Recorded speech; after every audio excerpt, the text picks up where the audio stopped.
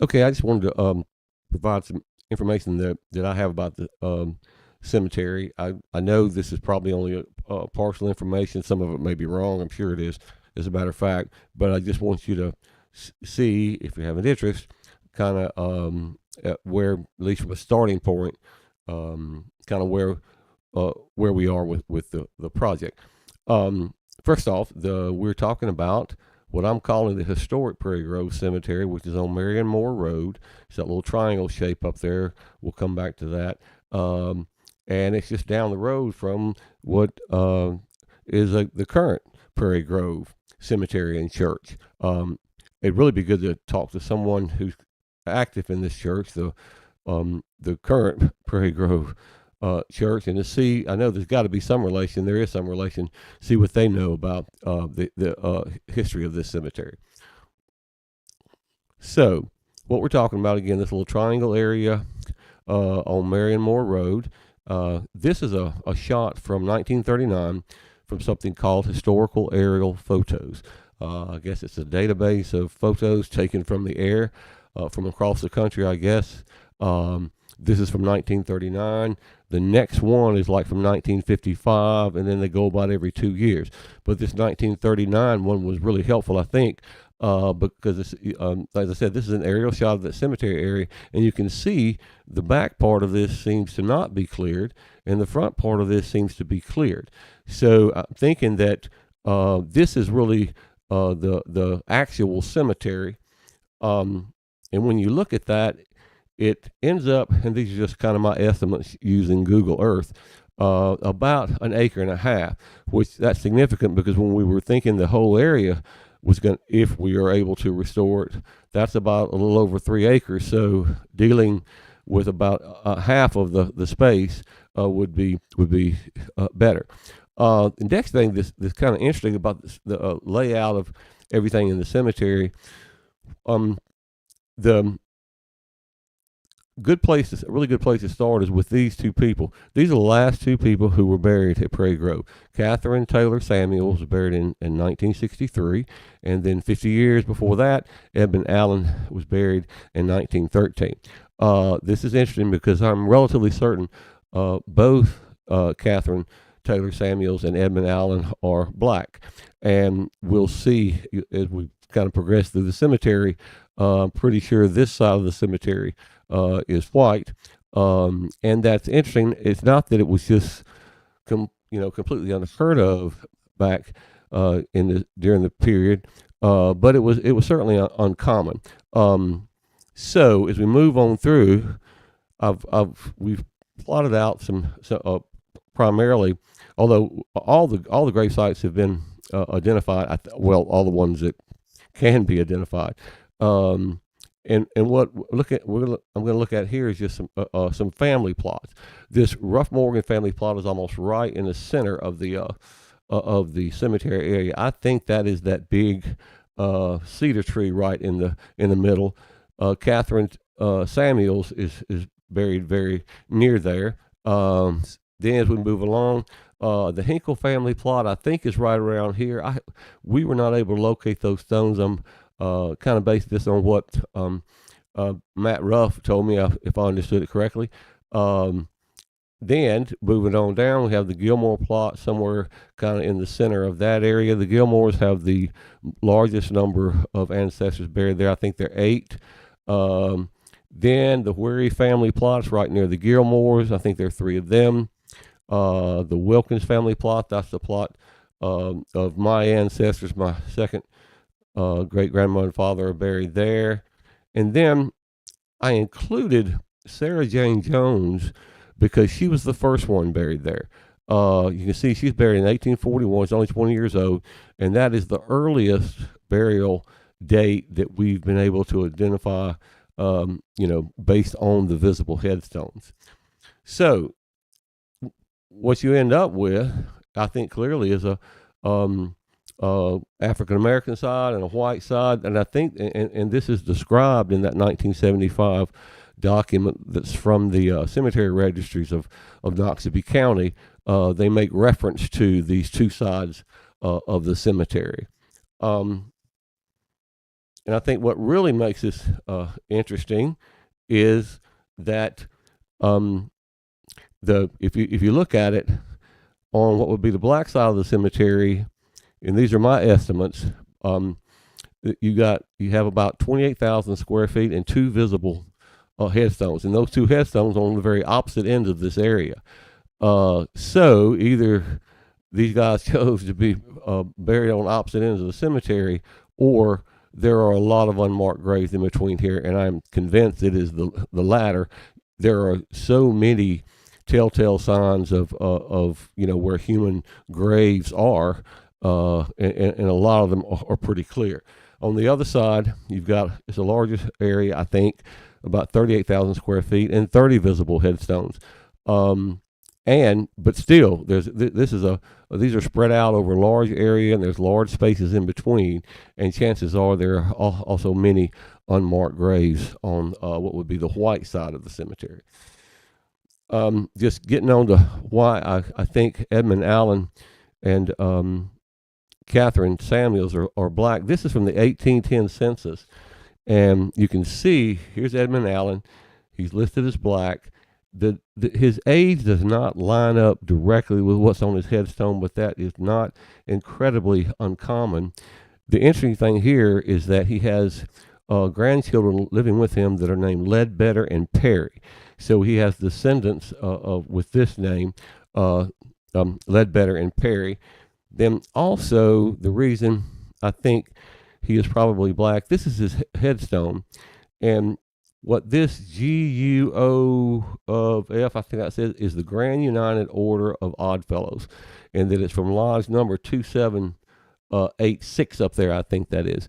It could be 85. But anyway, I looked into this just a little bit. This is an African-American branch of the Oddfellows, and this was obviously very important to Edmund Allen, because he had, the symbols, and all of these are the symbols of that organization that had these on his stone. Also, I don't know if you can tell here, his stone has been repaired. Not sure when that happened or who did that, but it's obviously been repaired at least at one time. Okay, then you have Catherine Samuels Taylor. Catherine, on her stone, indicates that she's married to McKinley Samuels right there on the headstone. So I'm certain this is the person that is buried there. And you can see the notation for race. That's an interesting notation. I haven't seen that in any other of the censuses. And this is from 1950. And I'm pretty sure that is Catherine Samuels. I think I found that on an ancestry tree. So again, I feel pretty sure, as the 1975 document indicated, that you have a black half and a white half of the historic Prairie Grove Cemetery. So these are all the names. If you look at all the names in the cemetery, you can see them. These are all surnames that are on the on the stones, and then there were other what you could tell were significant family names, maybe a middle name, probably some married names in there. But anyway, and also so these are other family names that might be worth looking into with all the surnames to try to see what we can find out about the cemetery and really more about that period of time. I think I think there's a story here someplace. I'm not sure what it is, but anyway, you just keep looking. So, and then I included the Ledbetter and Perry because those were the grandchildren of Edmund Allen, who were living with him the last time he was in the census. That was 1910, and he died in 1913. So moving on to ownership of the land, and this is critical to establish because any external funding source you're going to have to show that you have access to the land, or that you at least be able to demonstrate who owns it. The only ownership document that I've run across, and I'm sure there are others. I think I got this from Matt Ruff, Matt Ruff's work. Who I've gotten a lot of stuff from Matt Ruff's work. Shout out to Matt. But it says here, it's interesting. Let me make this larger. this says, this is what I think this is. This is in the 1933 Macon Beacon, I think. And I think it's a foreclosure auction for land, and I think this land belonged to my great grandmother. Um, um, Emma, Emma Wilkins is her name. And we'll see that in a minute. And so basically, what this is someone selling this, or auctioning it in the paper. Let's move that out of the way. And it describes the land, but it carves out this one corner. This is all the land around where the cemetery is, and it says except 1 acre in the southeast corner of the tract there sold to Prairie Grove Church by deed recorded 105/28. So when this land is changing hands, it's saying, but you can't have that. That's a cemetery. So I went and I was able to locate at the Knoxville County Courthouse this 105/28 reference, and I was. Let me get this down here. What was interesting is that this is it, and you can see it involves my great grandmother, and I was not aware of this until I was looking for the deed reference previously. What I did is I got this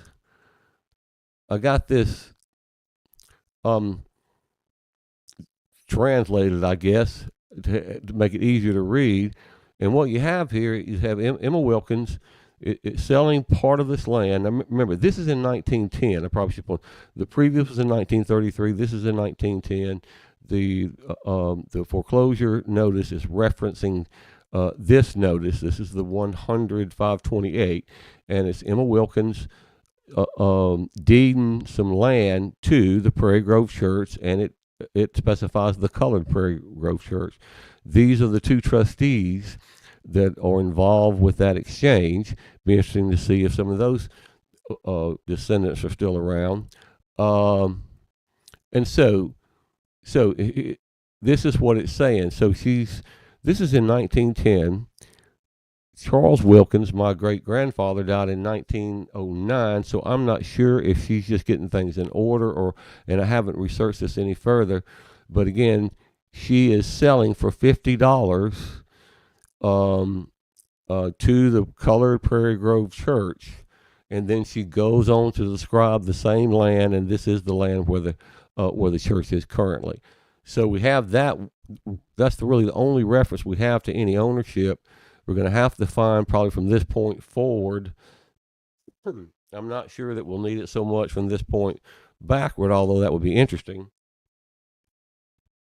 And that's just going to take some legwork in the courthouse. Okay. The last thing is really I think to think about is what do you do with this if you restore it? What do you do with it? You're going to want to make something that people in the future will value, so they'll keep it, or it'll end up just like it is right now in another 100 years. So these are some shots from inside the cemetery. That is probably the oldest tree in the cemetery. I think, according to my tree finder, it's a eastern cedar. That's Catherine Taylor's stone there, Catherine Taylor Samuels. And then the rough area is just right out of the picture there. Now, this is probably one of the the largest trees, with the cedar being the largest in there. And there are not many of them that are this big. You can see most of them around here are much smaller. Most of the area looks just like this. That, by the way, is a blue flag where I was trying to mark what I thought was unmarked graves. It's hard to see on this picture, but there's something there that indicated to me the indentation in the land. But anyway, so, certainly you want to leave all you can, but then clear what you need. And of course, that'll be just a big question we'll have to answer. Anyway, if you actually listen to this whole thing, I really appreciate it. And I'll keep you posted.